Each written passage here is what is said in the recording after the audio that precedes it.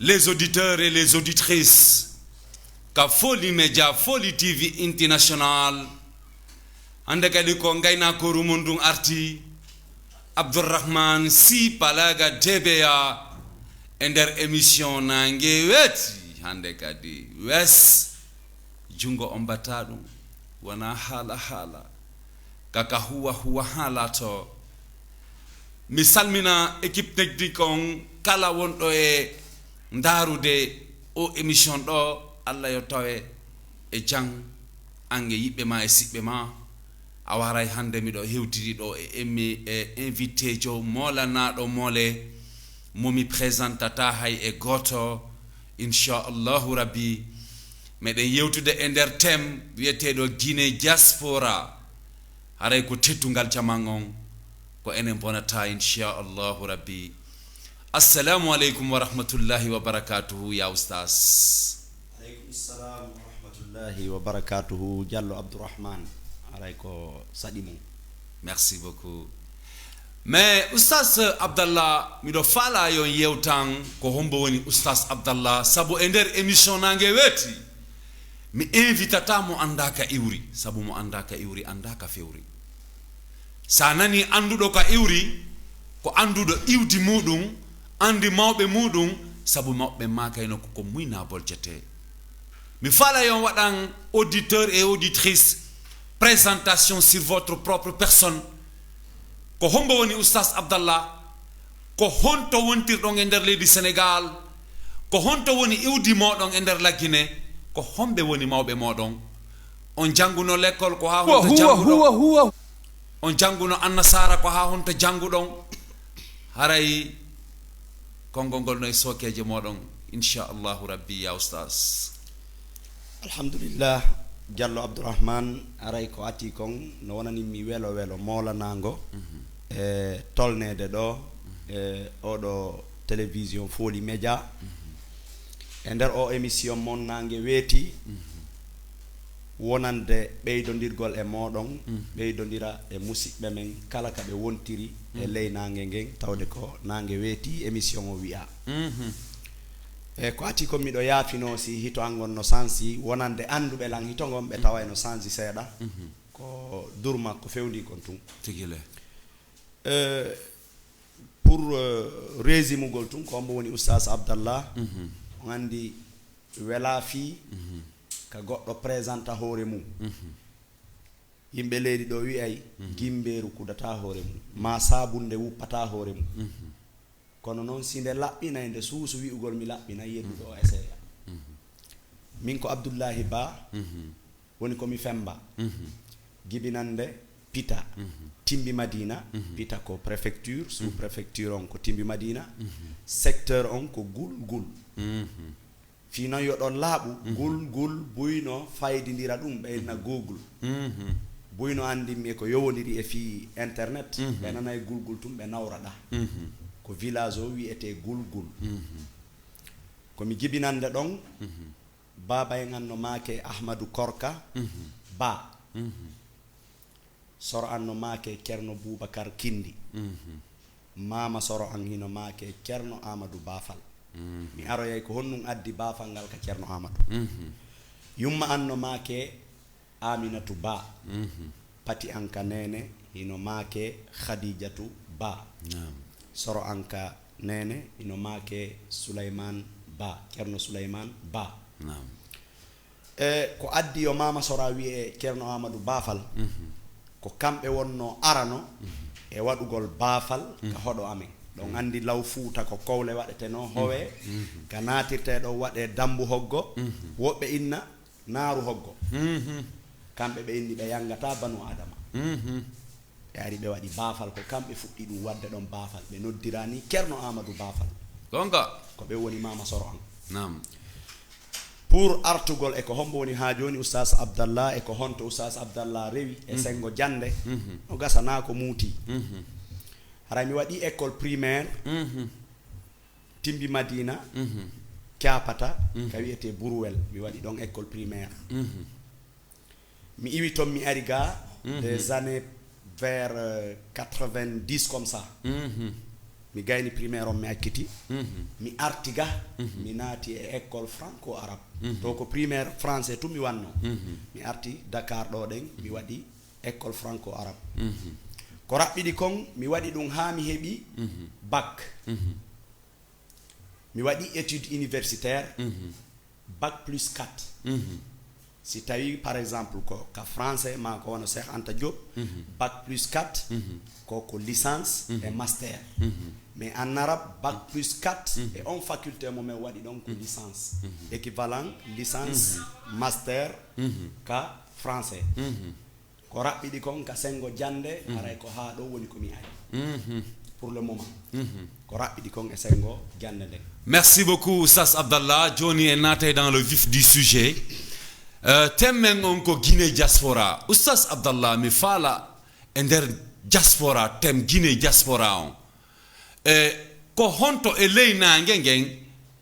woni leydi ma leyɗe ka guinéen ɓe ɓuri yaltude. Guinée diaspora sen nani on tem ɗon no wonana mi fahi welo yewtugol e makko. Ɗum no holli ko fi guinéen ɓe yaltuɓe ɓen ko honto e honto guinéen jo o woni ma ko honto e honto pullo o woni hande ka fewndi ɗen ɗo ɗe wawi wiide partout dans le monde e nder aduna on ala ka goɗɗo yaata tawata guinéen jo surtout kadi pullo Fuuta kono si ɗen faala ndarude ko honto tigi woni base maɓɓe on ma ko honto ɓe ɓuri ɗuɗude ɗum min e gandal am mi wi'ay ko nokkel tati. Naam. Ara nun ɗum ko Sénégal.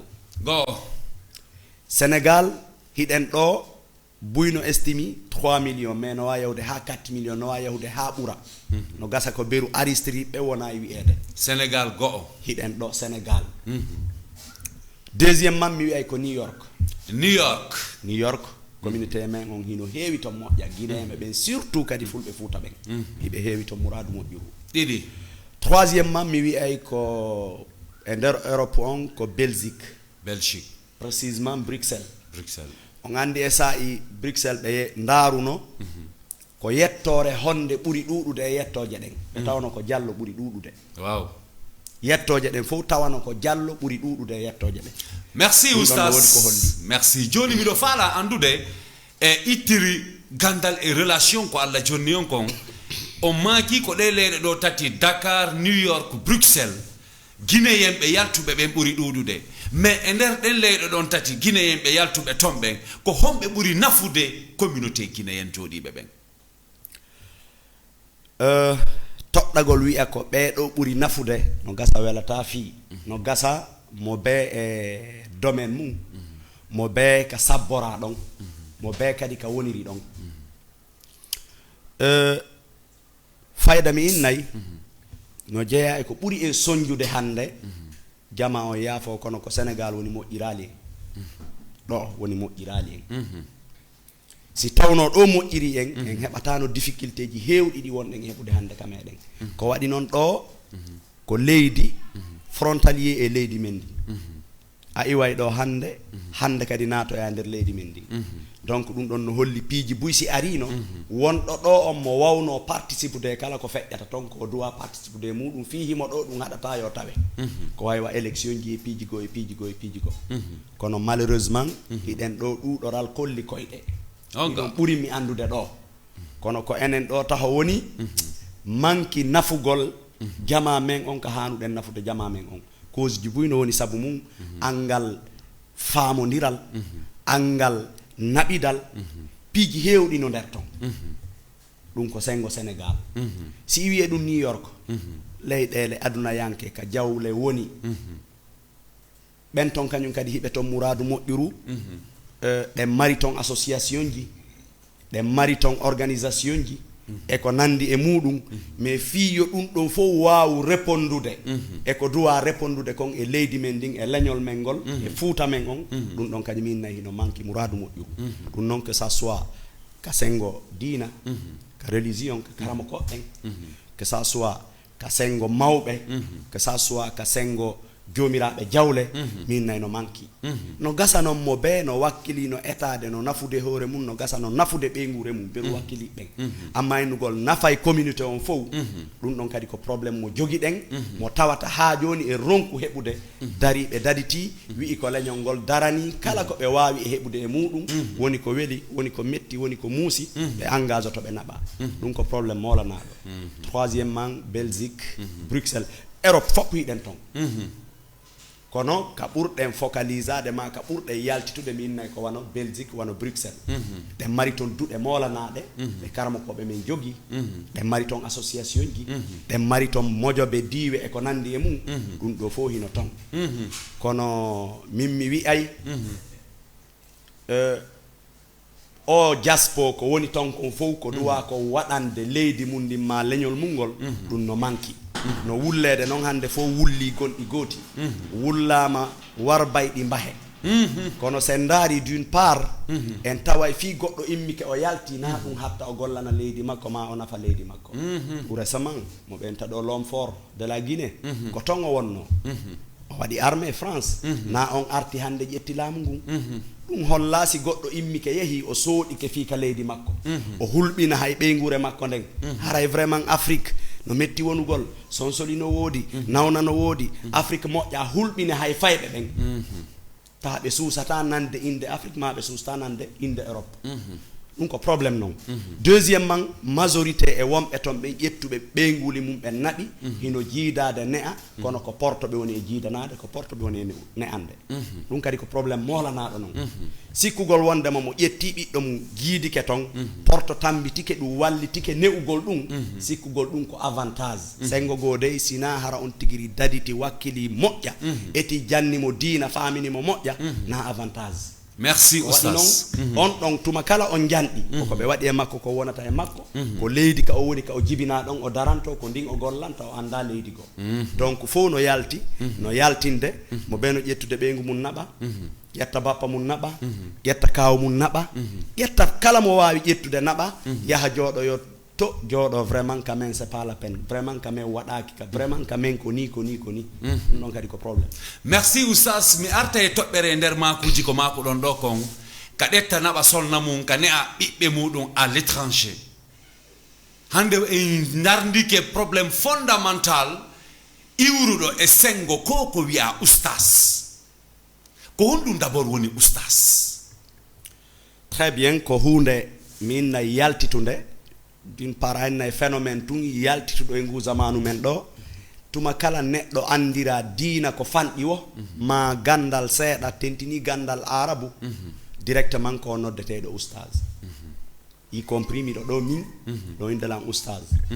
mais oustaz wona wonɗo o ɗum ko comment dirais-je ko hewtante ko mention on acce hakke question momi faala pose ɗon ari wona wonɗo wo koko hewtante bien sûr parce que hande en yii suddiɓe buy wonuɓe en Europe wullitike e sengo ustasiɓe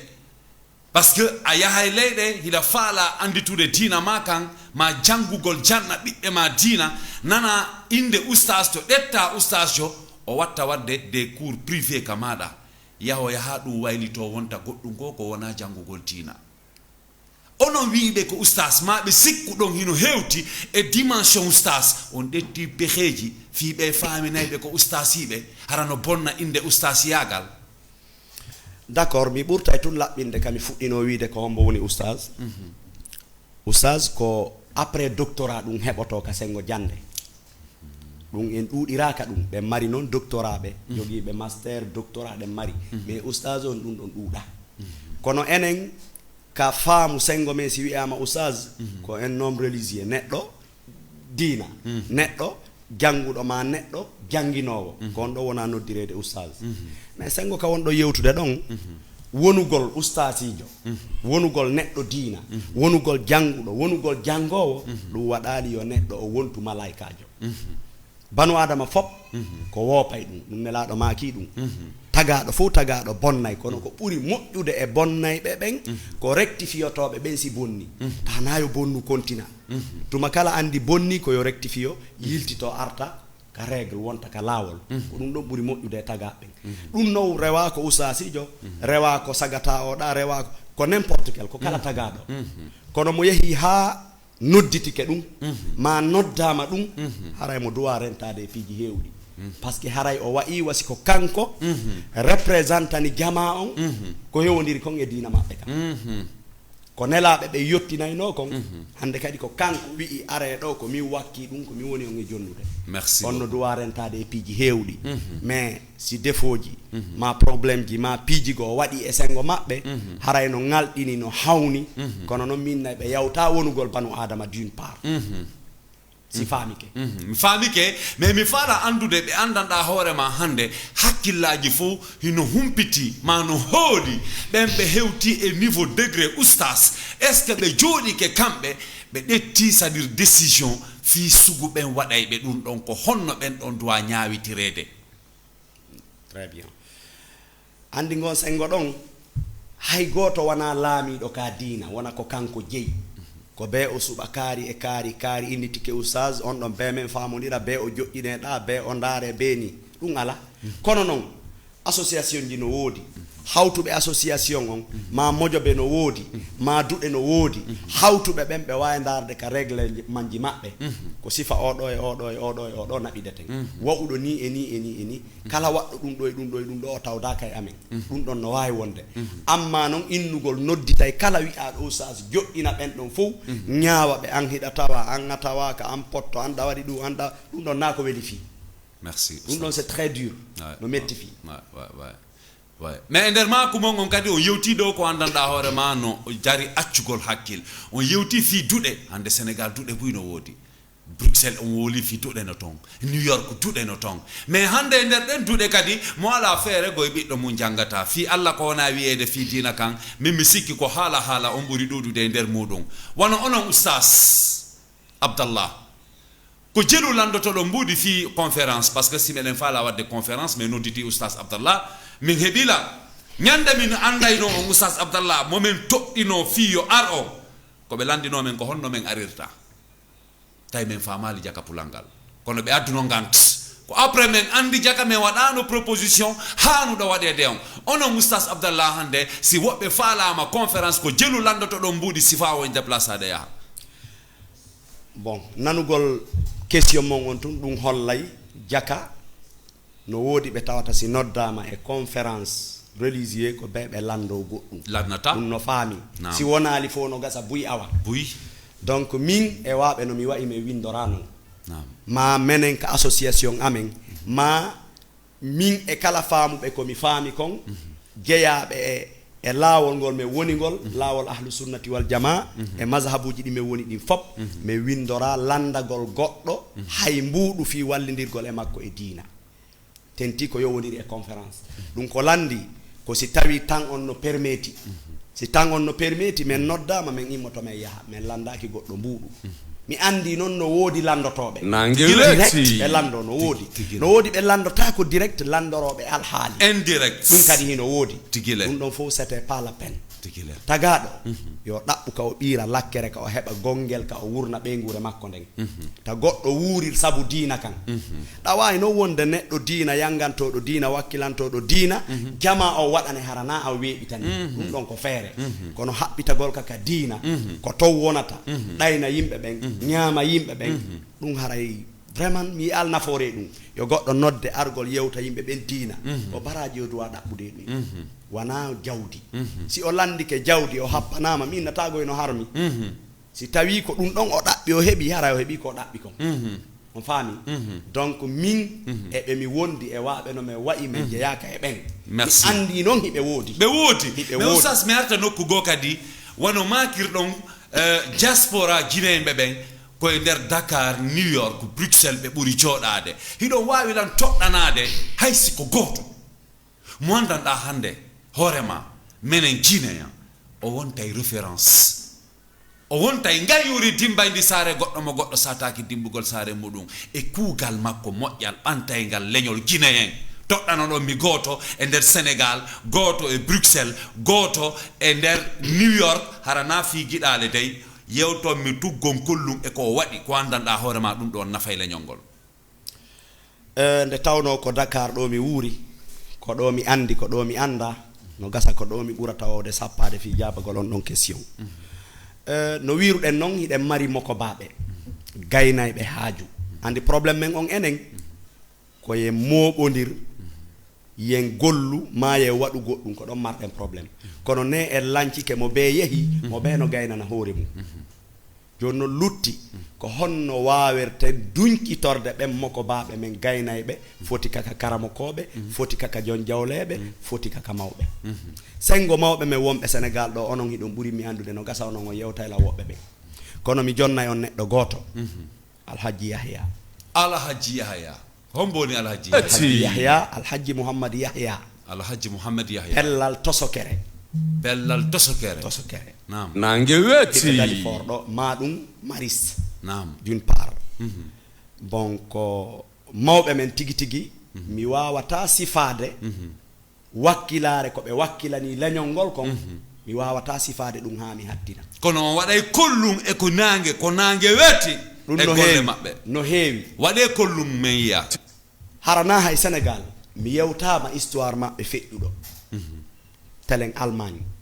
ɓe senino ton e programme ji maɓɓe tummonira e juulirde nangue weeti lillahi suuma e no ara nangue weeti ɗi wadde mo ɓe 10 euro 20 euro 15 euro ni mani wonɓe ton kamɓe ɓe iwri Afrique ɓe acci ha fo gayni ɓe wi mi waɗi 500 euro ɗum ɗon naɗo feere kono ɗo yehe Dalifort ka jam'iyyat Sabili Salam nangue association weeti Sabili Salam juulirde école wonde ɗon nden miɗo wawi innude ko kamɓe dari nden darde ha ɗum ɗon fof waɗa école on ko privé ka ko cadeau école on ko privé nam école yoɓete Assaada nam yoɓete wona cadeau ko yoɓete donc mo marana ta ton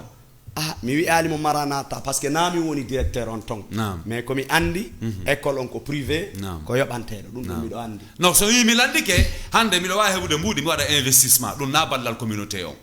ko investissement mi watta mi waɗa 50 millions fi heɓugol chaque année 5 millions ko ɓe waɗi ko gandanɗa hoorema ɗum ɗo leñol Guinéen on luttay miijitagol ko ɗum mi woni on e yewtu wano nden juulirde ɗon nam ñande ɗin terenji soodete nam ɗin ko soodanoɗi telen 23 millions francs CFA nam kamɓe tumɓe wanno 13 millions francs CFA nam cotisation ji association e jama on waɗi oɗa 10 millions ko heddi kon fayi ko kamɓe jokki ɗum ko programme go tout récemment kadi programme woodi immiɗo ɗo e ko nanditata e ɗum ɓe landa kamɓe tigiri ɓe itti 10 millions ɓe waɗi on programme donc e piiji hewɗi e dokke ko ɓe watta e balle ko ɓe watta ɗe tawata fayda na feeñude ɗum e wawata fayda yewtude ɗum ɗo ha wi'en en gayni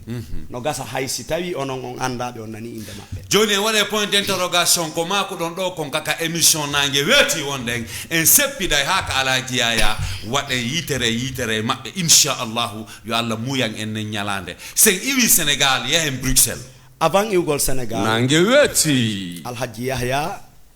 ko neɗɗo diina julɗo mo ɓe guure mum fuy julɗi mo Allah kadi taaƙinani wonɗo e wallitade joni noon simi arani on ka karamo koɓɓen min nayi on docteur Tahiru kono docteur Tahiru ko jatigi mom par ce que non docteur Tahiru a windi deftere ɗo lancement nden deftere ko ono wonno président d'organisation mais yi on hebbini amphithéâtre à l'université Cheikh Anta Diop de Dakar yimɓe yuri New York Europe Amérique Asie partout ɓe ari ha heewi donc est ce que na jatigi yagal won ɗon e yewtirde docteur Tahir jamais na fi jatigi yagal awa yewte men tigi kanko ko onon pose question landi miɗo yewtude on nam siko jatigi yagal na kamɓe to woni jatigi an nam d'ailleurs min nata ko jatigi an docteur Tahir ko karamo ko an nam faculté al imar pour la langue arabe et l'enseignement islamique ko kamɓe woni wakil on ton kamɓe docteur Aboubacry wonno ton fewndo min mi jang nangue weeti donc ɓen ko karamo ko an noon d'une part ko karamo ko an kono komi woni yewde ɗo kon na sengo weldigal ma piiji go ko réalisation ji waɗɗi e fewndiɗi mo tawata mo memi mo ɗaɓɓiti o hawray e muɗum ngo on batta docteur Tahiru ɓe mari karamo koɓe moƴƴa buy wakkiliɓe kono min nayi sugu maɓɓe ɗuuɗa innata ala ɗum ko Allah tun kono sugu maɓɓe ɗuuɗa e sengo wakkilanagol ka ɗo diina ruuɗo meefiyo e ko jama on kon hande si ɓe falanoɗo si ɓe yalti ko ɓe landi communauté o ɓe wallinay kono jamais ɓe watta ɗum ɓe yiɗangel goɗɗo ɓe jokki haaju maɓɓe kono hiɓe wallitade jama on e diina kan woni ka juulirɗe woni ka duɗe woni ka école ji woni ka réseaux sociaux ji ɓe fawtota ko bimɓe kikiɗe jemma e ñalorma hiɓe jannude jama on tawa kadi koko laaɓi pos wona muuma suuka ko l'islamu laaɓuɗo on pos ko ɗum ɓe woni e jannude jama on donc si ɓe tuggani on kala jiyaya ɓe tuggani on ka docteur Tahir so faala yo fo be fo ko weldi am kala neddo keldudo moko ba juldo ka woni sago ngo wona weldi jo gonga fierté non merci joni lumben Sénégal nangue wetti jungo ombata New York mi wadal ton mi wawata sifade jama o moƴƴa no gasa non onon kat don gelima don nabidi ton e wobbe wono alaji tafsir ben don ko be anduden donc andi hay ka 14 avril ka docteur Tahirou don jeyano e arbe ben don tigile wadduno programme ji hewdi ko mawbe softube non kadi mawbe yangani be diina do o jeyabe immimbe do sunna ben don kan no jeya e moko baabe men wombe ton e wobbe go be mi wata jantade inde mum e biiji di mi nani ton no mi wiiri on nane non ko yowndiri e duɗe ɗen mari mojoɓe hiɗen mari kono probléme men on fof ko fottugol ngol wona gootum hande foduno tawa ɗen marno association maire kuwa fuɗo kala ko wiyete association guinéen ma pullo kala mojobere pullo e nder aduna on tawa ko on association ɗon ma ko ngal duɗal ɗon woni ko kuwafi ɗum ɗon eɓe leadership jo goto mo tawata en nananaymo en jaɓanaymo kono ɗum ɗon ha joni e ronku ko ɗum ɗo woni probléme men donc pour tuggugol kollum miɗo andi tongo e makko baɓe buy mais tuggugol kollum New York wiya ko oɗo e oɗo harayno satti seeɗa merci ɗon oustaz elage tafsir en nani piiji buy e sengo maɓɓe mais min naka bangal diina ñang min ko mi nani oustaz tafsir hande a jippike New York amara kaydi a hewti hiɓe employé plus de 10 000 étrangers ɓe andanɗa hoore ma ko barki Allah e kaɓe jeyi ɓe yahata ɓe golloya ɓe heɓa ko ɓe wurnira ɓe gureji maɓɓe min ko gon sengo ɗo mi ɓurata weltanorde ɓe yahen Bruxelles huwa Bruxelles aussi mi waɗali ton mais j'ai des amis là-bas miɗo mari to weltiɓe iɗo humpiti ko fewndi ton e ko feƴƴi ton seeɗa no gasa e programme ji sataɗi ɗum ɗon mi profita occasion mi hiwro musidɓe am ɓen ka ngeru men Fuuta ka ngeru men Fuuta ko mojobere sinkande focalisinde ka réseaux sociaux ji nene noon kala mojobere wonde e réseaux sociaux ji ɗin hande ɗo e fulɓe ɓen ko waɗɗon ko télé 2010 ɗum créa 2010 hari WhatsApp ala naafi Telegram e ko nandi e mum on tuma hari ko joganoɗo e réseaux sociaux mo tawata ko jokkodirteɗo ko wano messenger on ka Facebook e Skype ngeru Fuuta iɗo ka ngeru men Fuuta hiɗon ton miɗo ton ko honɗum ka ngeru men Fuuta waɗi ko andanɗa hoore ma hande en waɗa e kollum e mum par ce que ka nangue wettiɗo na heɓugol mojobere nden tum ma attagol sincugol moɓe mojobere wo mari importance y a plus de 1500 mojoɓe oustaz bien sûr mais ko honɗum woni quintessence nafa koɓe waɗani leñol guinéen kon wana hala d'une part wana yimɓe ɗuuɗuɓe woni ton si meɗen falano mojobere nden nde wona e udditinde tawa des centaines de personnes des milliers de personnes wawayno wonde ton kono mojobere nden nde ɗuuɗa yimɓe saabu principe ji mayre on komi wi on kon probléme men on kaka fottugol ko ɗum haɗi mojobere nden nde udditende yaaja kono ko honɗum ka ngeru men Fuuta waɗi ka ngeru men Fuuta waɗi piiji hewɗi wona honɗi par exemple no jeeya e ɗum ka ngeru men Fuuta wallitike jama men buy tampuɓe ka leydi meɗen woɓɓe hara ko mawɓe ma ko sonnaɓe nawnuɓe ɓe wawana hoore mum ma ñawdotoɓe ma tout récemment hara ko sokiɓe fewdo ngulamu feƴƴugu no andirɗen noon hari fayda o gaynire ude jama men o soki yimɓe men hewɓe no jeeya e ko ngeru men Fuuta waɗi ƴettugol kaalisi naɓa wallito ɓen fiyoɓe iw e nden sattede maɓɓe e piiji buyɗi tawata ngeru men ngun no waɗi hino saati kadi waɗugol merci donc ɗum ɗon mi profite no tun occasion en artoye e ngeru men Fuuta joni ko hombo kadi e nder Bruxelles waywa Oustaz Tafsir à New York ma waywa ala jiaya ma docteur Tahirou au Sénégal. Bon peut-être no himbe tombe buy kono don kadi dabbitugol sita inna ko kaarijo e kaarijo aray no mettani mi fi fahin. Merci jonnon mais comme hayni dum do e der be tokki don ben fow ko troisième âge be wono alhaji yaya yo Allah juutim balde mabbe wono docteur Tahir yo Allah juutim balde mabbe wono Oustaz Tafsir yo Allah juutim balde mabbe mais ben do fow ko troisième âge en yewtali ka jeunesse wonbe avenir la Guinée. Bien sûr. Parce que si tawi hande waɗayɓe ko moƴƴi ɓen fof ma manete ɓen fof kaka moko baɓɓen artirayɓe dina kam fof ka moko baɓɓen toɗɗete si sukaɓe layi haray ko honɗum marɗen ko felen ɓe kono woniri nangue weeti sincèrement ɗen mari on probléme kadi ka jeunesse jeunesse ɓen no manki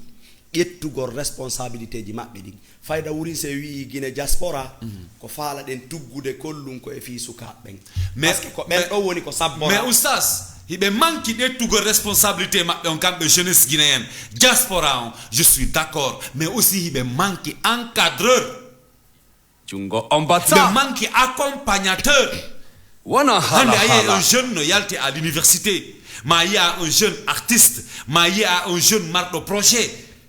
hara no woodi moko baaɓe wawnoɓe wallirdeɓe relation ji ma walliraɓe jawdi mais ɓe waɗata ɗum tigi ɓe tasanto hoore maɓɓe ɓe talloɓe ruko ɓe yara mbukku laydi ha woɓɓe maɓɓe lutta e mum woɓɓe maɓɓe hewtoyta yeru hewtoyɓe ɓen sina Allah jippi e maɓɓe hay ɓe wallitata ko leñol ngol kono woniri on andi ɓe wiyay woturu asanta sentere nam kono noon no waɗa ha sentere asa voilà ɗum ɗon kadi yo watte ka wiya woturu asanta sentere kono no waɗa ha woturu ha sentere asa je suis d'accord voilà yeah. ko addi ɗum koko mi wi on nane kon angal fottugol men ngol angal organisagol men ngol ko ɗum woni on probléme ɗon si tawno ɗen organise moƴƴa hiɗen fotti ɗen andi ko homɓe e homɓe woni marɓe men ɓen ɗen andi ko homɓe e homɓe woni soñjiɓe men ɓen e wallinayno laawi ko honno kaari e kaari sifa ɓeɗo ko honno ɓe wallirte kono en organisaki no gasa min simi tampiɗo hande komi yahu mi yiido e ɗayala jeeya ma mi yiido e kaari mi sowdomo mi holla mo ande anden ala ka mi yaha mi wulloya ande anden tawa ko leñol ngol woni ko mi wulliti e mum ala nangue weeti wakkili o donc wigol ɓe manque encadreur ɗon kadi haray no satti welaafi fop koye angal organisation on koko yiltiti e meɗen merci jonno ɓe kaka émission nangue weeti oustas wonɗen onon e yeru expérience mo marɗon yeru faamu ngo marɗon ngu ko honɗum sikkuɗon ɗum ɗo wonay une solution fi en organise parce que en wawata liɓude c'est à dire les armes en wawata innugol ɓay fewɗo hande kadi en acciri ni Abraham Lincoln holli en le vrai combattant o yanay o tallo kono ko be o immito ko honɗum yiwɗon onon on solution mo waweten rewde heɓiten une organisation centrale de base permettay ɗo en dékolugol ko wakkilagol dadito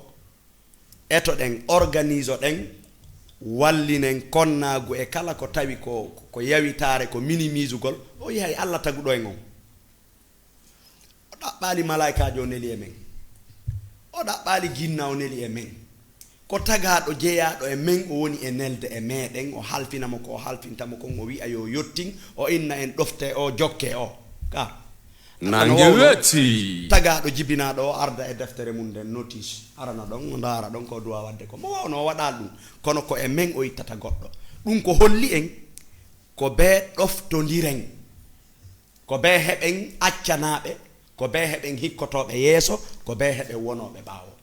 kono enen en jaɓata laamede ko ɗum woni probléme men on joni noon ko holɗum waɗeten hande kadi par ce que en yii temmere nden ko mako ɗon ɗo kon miɗo tawti à 200% ko temmere men nden noon mais ɓay noon leñol ngol c'est une continuité il faut marquer empreinte men on enen ko honɗum woni ko doɗen maintenant accentualisade fi vraiment yen heɓu un nouveau départ ko yen eto sensibiliser jeunesse on eto ɗen freinen sifa ɗum ɗon haaɗa e meɗen sensibilise ɗen sukaɓe wonɓe e ƴawde ɓen e fewndi ɓe on batta sensibilise ɓe hollen ɓe ko fewndi kon ko honɗum addi si wayi ni be holle responsabilité ji mabbe din be daro darle mabbe den e buri tan inaade si focalisama e suka be sensibilisama be hollama ko be duwa wadde kon no gasa min ta ko nde wotere tum kono e der tan seeda tum programme ji din sansay mi tajalima oustaz Allah ta'ala tajo on yi on mode de sensibilisation mo yi don min e hakkilan fanduke mi do yurni problème on kon do woni wana hala parce que fi hondum ko hala oustaz sijo yewti data e suka guinéen wondo ka temple fima e do nyagama oustaz sijo ma karamo ko jo yewti data e o suka wondo ka bar yara do sangara on et pourtant les deux faut ko guinéen be faut mo data si mode de sensibilisation le wadama il doit sensibiliser de ka julirde il doit sensibiliser de ko dude ka barji ko hala huwa ka terrain de football ji jonnon on message don ko honno on message on sikku don no doit transformer ko honno on message on doit un esprit d'ouverture don ma de maturité don ko honno leñongol wawata hewtude hendagol sugu dum don wawa œuvre dum don no landi yimbe finube bendube ko be jangi wo kono tawa be fini hibe bendi o wi do usasi jo yewta e oda kono min nay no wodi wakkilibe sifa dum don andi dem mari yahobe ka der prison waajo yo buyka ka prison fewata si yalta dem mari ben karamo ko be wada e be dum on wadi dum min personnellement mi wadali kono mi do andi wadube dum tigile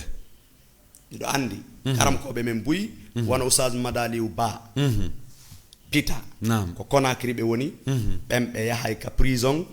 sowno kala be waajo yo sukabe ben be janna sukabe ben be julna be ton siko juma e ko nandema dem mari musibbe me wontirbe gambi wada be sifa dum do kadi mi do andi sûrement hino wodi wado be sifa dum hande donc wi ugol mi tajale oustaz nam are wi ugol be yewti data e beeda est ce que naada yiltinirte wi em beeda jabata battade be ben sukabe be wi do wadayni est ce que na be wiete jabata battade be bana be dogata ara tawa be ka dumaru der ko dum be wata mais parce que si be battike be ko bondu ko bandi nafata ko hudado joni si tawi karam ko jonno jannude ka dudal mo waajade ka julirde himo wadde conférence ji public e ko nandi e mudum mi sikki ko e der dum do o wawata heborde ben don luttanansi mo andi kaari en personne sino wodi ko wawi wadde hakkude mabbe o wada parce que ko dum ko da'awa non ko annabi nuhu fuddi dum argol nyento tawa neddo on ka makko teddina mo sowndomo yottina don nelangal annabi nuhu wadanno dum yimbe mum ben haray nafow no gasa noddete ka julirde ma ka conférence ma da bien sûr no wodi hana be nyentede tawoye ka mum e none non no be duwa tawrede non kadi dum don kadi no hani gonga selluka parce que certains jeunes be ataka conférence hajana lay be yaka dude hajana lay be hedo oustaz sijo sakko be heba goddum e makko sa wawa henda gol moko il faut ya tawa moko temple ka wondo ma tawa moko makki ka wondo donc haray dum don fop no doit yanyete parce que vraiment min estime personnellement mo mi mari e onon oustaz Abdallah kon ouverture d'esprit mo mardon on wawa yadde wondo wondo bon oustaz Abdallah très franchement hiden ka émission nange weti auditrice et auditeur wonbe suivre fop hino sanna jarna weltora oustaz Abdallah hande ka fewndi den do nouvelle ère yalti kaleti men la Guinée ko honno haynor don hande son excellence le colonel Doumbouya hande l'homme fort de la Guinée et yidugol leñol mengol hande par A ou par B hendagol lamungun ko honno haynor don avenir terrain géopolitique la Guinée on ok do mi andi en nati ka politique aray wano programme ko fewndi kamen min no wodi ko mi boyi yewtugol na buyno wawno wattande du yela wonno do e sa'i jama on sonji jama on tampi bone o lando ittado jama on sonji dum ha affecti hewti en ga yeyi ha tigi babba saete di dampidiri kono mi ngari toujours mi wi ay problème men on ma ko duwade wattande yila kon ko après o do ko honno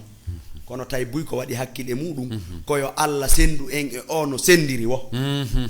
ɓurɓe labede du'a ɓe wi'a yo Allah sendu en o no moƴƴiri on du'a mi sikki o jaabike enen e o en seedi no moƴƴiri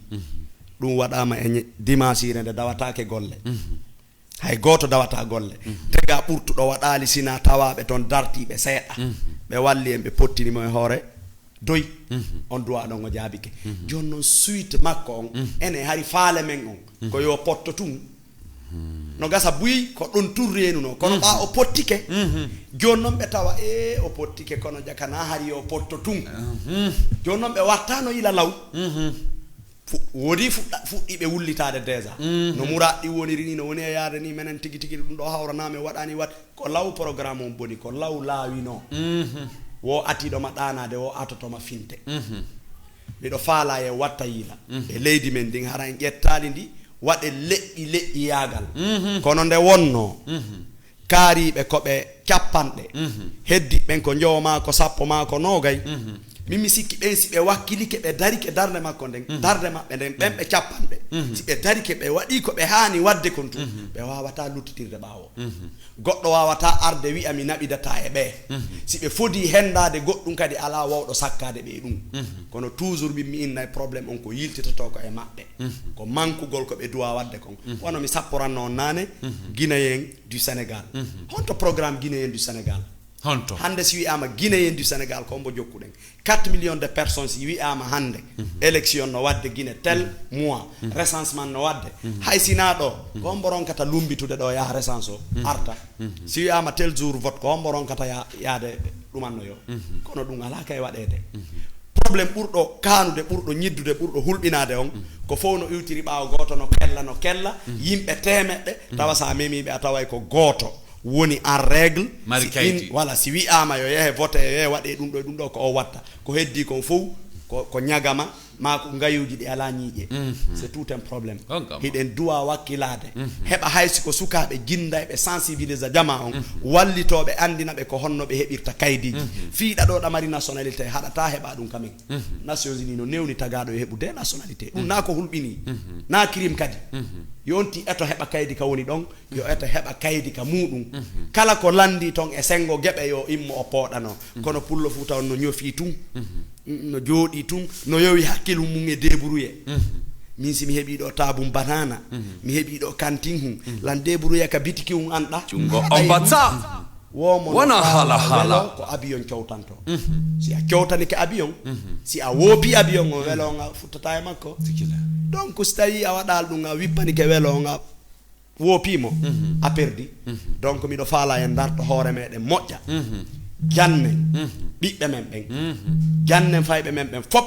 gande ɗen fop noon sensibilise en eto ɗen kadi wakkilo ɓen suusinen ɓe kamen natten ɓe kamen wonɓe Europe wonaɓe jibinede Europe yoɓe wakkilo ɓe artira ɓe buyno perdi toon ɓiɓɓe mum no yehi janɗi to yehi ha tawi joni faltodirtake perdi ɗum fof ko angal artirgol ɗum law ne'a ɗum Afrique ga janɗina ɗum Afrique ga haray yeƴƴito ɗen ka meɗen arten ka men jooɗoɗen ka men enen kadi ko buy muññi toon ko muññoɗen ɗum aye ɗo goɗɗo no jooɗi ɗon no muññi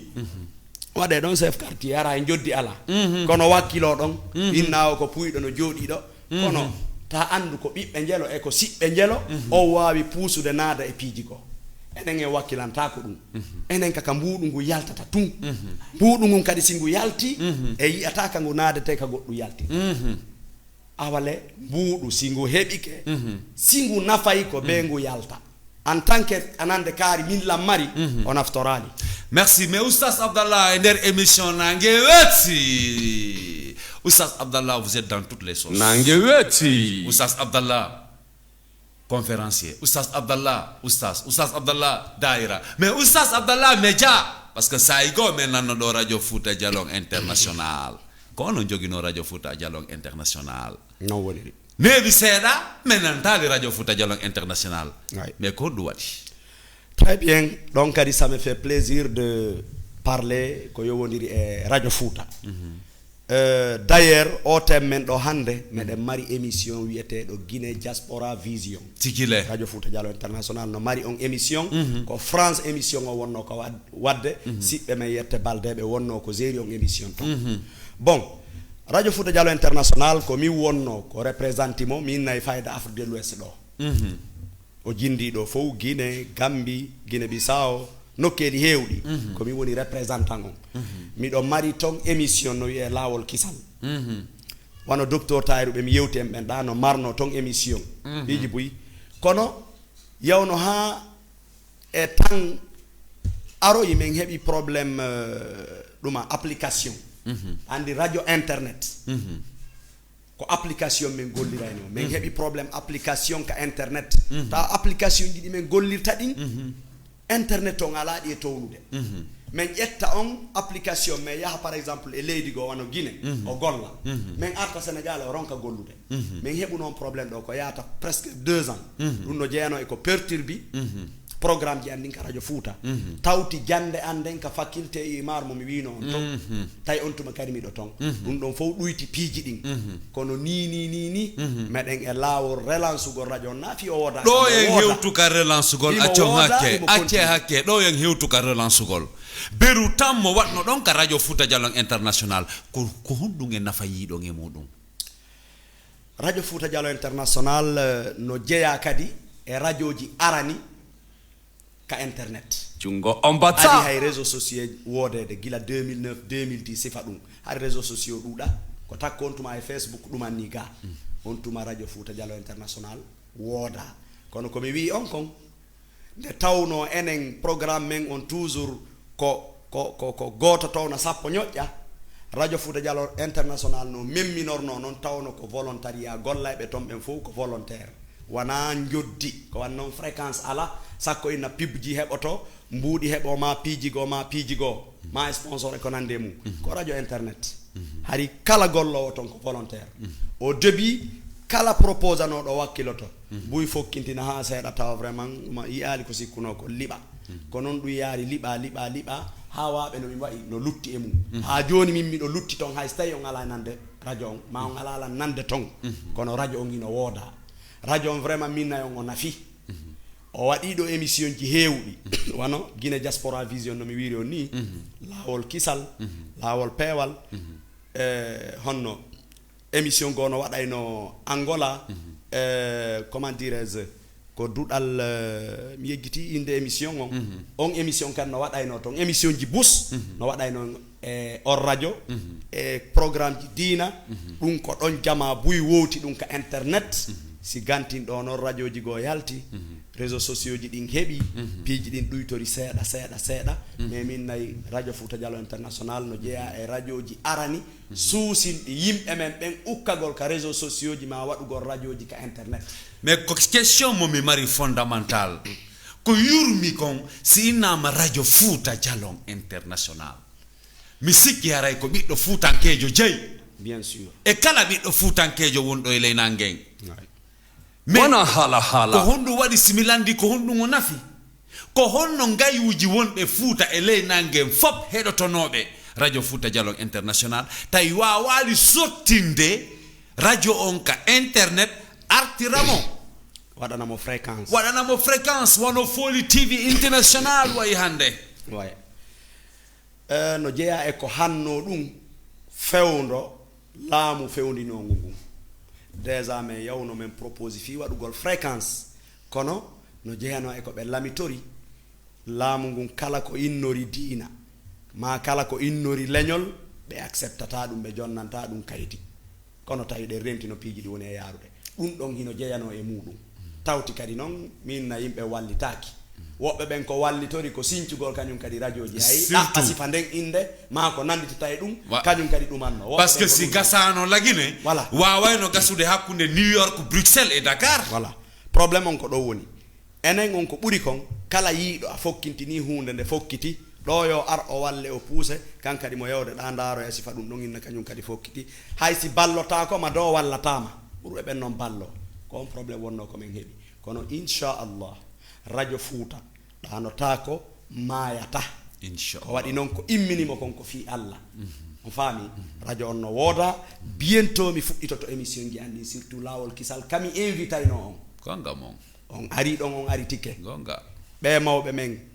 alaji comment dirais Abdullahi na hay alaji Abdullahi alaji ɓeɗo on no ɓe ñawdoɓe oh lala Alaji Sherif Géejawaay Alaji Sherif nam ben don Allah no okki be dokkal e sengo nyawndagal fina tawa ko yowndiri e jiidi kambe na accu aroya si tawi Allah no hoddiren ne ko tew ben don kadi haribe mari ton émission e wobbe go wadayno émission ji tawa ka yaasi mi jettayno yimbe ben donc dum don harino heewi e radio Fouta Diallo international haray tigi mi do lanci appel e marbe men ben jogiibe jawle jogiibe feere yo be wallitono o radio immitora o ko fi leydi Guinée imminimo ko fi leñol fullo woni ko immini o radio. Merci jonnon hadi min ko mi toroto oustaz hadi daren hande kadi no bambiren Fodi TV yada e radio Fouta Diallo international nange weti en partenariat ko wawi wonde bay ko nange weti fewndo do ko wawi wonde non mais oustaz ko honɗum wawɗon conseil hombo wawɗon jonnude ɓe solnaɓe ɓe joɗorɓe ka diaspora hande par ce que solnaɓe men buyno yalti ɓen no tambiti nene maɓɓe no tambiti ben maɓɓe kono nene maɓɓe ben maɓɓe anda ko honno ɓe woni wurirde à l'étranger. C'est vrai. Andi fewnare nden hande piiji ɗin ɗayna e moƴƴa no metti fi kono hande en foppo hiɗen miila no jeeya noon ko ɓuri en soñjugol heɓugol mawɓe miilaaɓe si tawi ɓiɗɗo o miilama baaba o miilama nene o miilama on o immike o yalti tenti sonnajo kañum tu yehi ɗaɓɓere sikkuɗon on suɓay no ɗaɓɓirta o suɓata ko heɓi wo o ƴettay no heɓiri wo kadi o ƴettay donc ɗum ko probléme haray miɗo toro mawɓe men ɓen yondinagol no mawɓe men aranno yondinorno ɓe yondinora ko Allah hokki ɓe kon kala ko ɓe heɓi ko laaɓi ɓe haaɗa e ɗum ta gooto puusu ɓiɗɗo mum sonnajo wiya obligatoirement yo yahu o ɗaɓɓanoyamo goɗɗum yo addanmo goɗɗum amma si ko gorko Merci Oustaz, on est rattrapé par le temps. Oustaz me weltike me weltaniki équipe technique on monsieur Siradio Diallo à la régie et monsieur Hamidou au programme, monsieur Tierno l'encadreur et le PDG monsieur Ibrahima Foli, les auditeurs et auditrices kala wonɓe suivre live en direct si palaga tebe ya kander émission nangue weti sannima jarnima weltanikama weltorima à mardi prochain inchallahu sabu nangue weti Weska Foli TV international nangue weti jungo ombata wana hala ko hala huwa ko hala huwa